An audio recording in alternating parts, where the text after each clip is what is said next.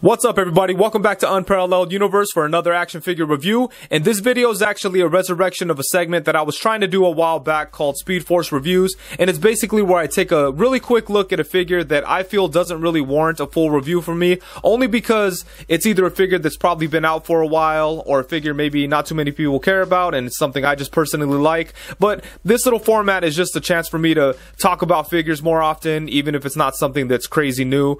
And you know, I like to talk about figures, so I'm always looking for an excuse to do that. So we're going to start off this thing with the Marvel Legends Paladin from the Sasquatch Build-A-Figure wave.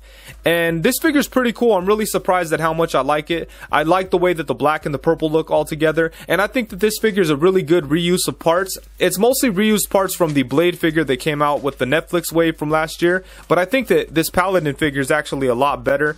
This Blade figure was cool, but it just wasn't very fun to handle and play with. This one, you know, he's pretty basic, but I'm having a lot of fun messing with it. You know, he's a really cool looking figure. Pretty much the only reused pieces they took from Blade was the torso, the upper arms, and the upper legs. The lower arms, the head, and the lower legs are all new.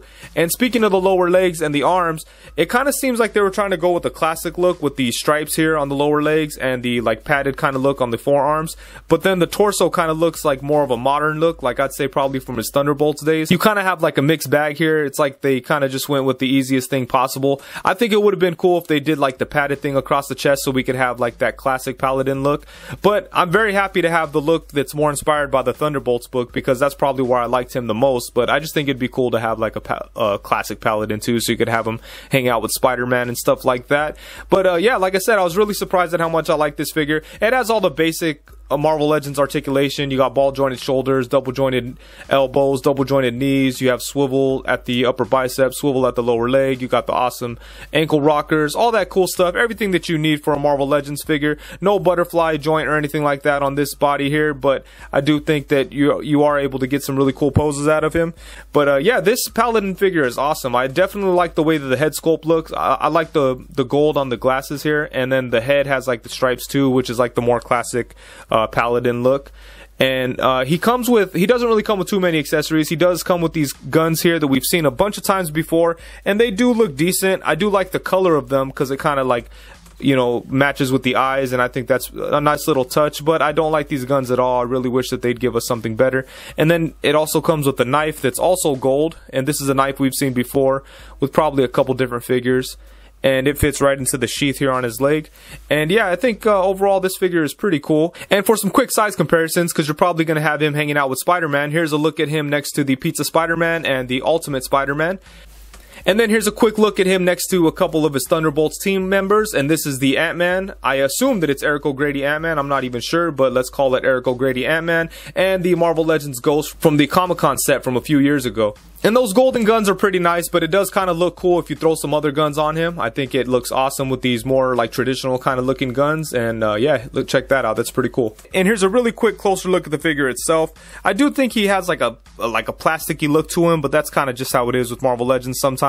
One thing I don't like is this like notch or little peg thing that's under the gun holster here. It's kind of annoying. And the other thing that's kind of annoying is the gun holster itself, because he doesn't come with a gun that could fit in there. So that's kind of goofy. Like, these guns don't really, I mean, you could kind of let them hang out in there, but they'll be kind of loose and they'll definitely fall out. But kind of little minor flaws with this guy. But yeah, overall, I'm really happy with this guy. I like this figure a lot more than I thought I would. And he kind of works as like a kind of a goon or some kind of like agent that you could use, maybe like as an army builder, you know. I think that he works good for that. I'm sure that'll be like a popular thing with this figure, kind of like Scourge from a few years ago. And yeah, there's a couple different things you could do with this, but for me, I'm just really happy to have a Paladin figure. He's one of those really unknown characters that I always kind of thought was cool, and I especially liked him in Thunderbolts, so it's kind of cool to build up some of the Thunderbolts stuff. If you never read that Thunderbolts book, it's great. It's from the Dark Reign, when Norman Osborn was like the director of S.H.I.E.L.D. and had the Dark Avengers.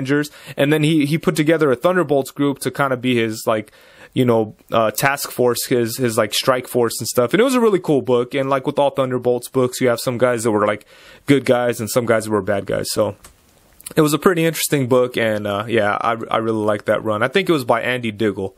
I'm not too sure. Someone might have to correct me on that, but I'm pretty sure it's by Andy Diggle.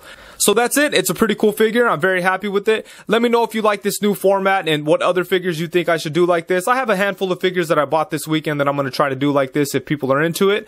But we'll see. But yeah, thank you very much for watching. Please be sure to like, comment, subscribe, and all that good stuff. And thank you very much. Peace.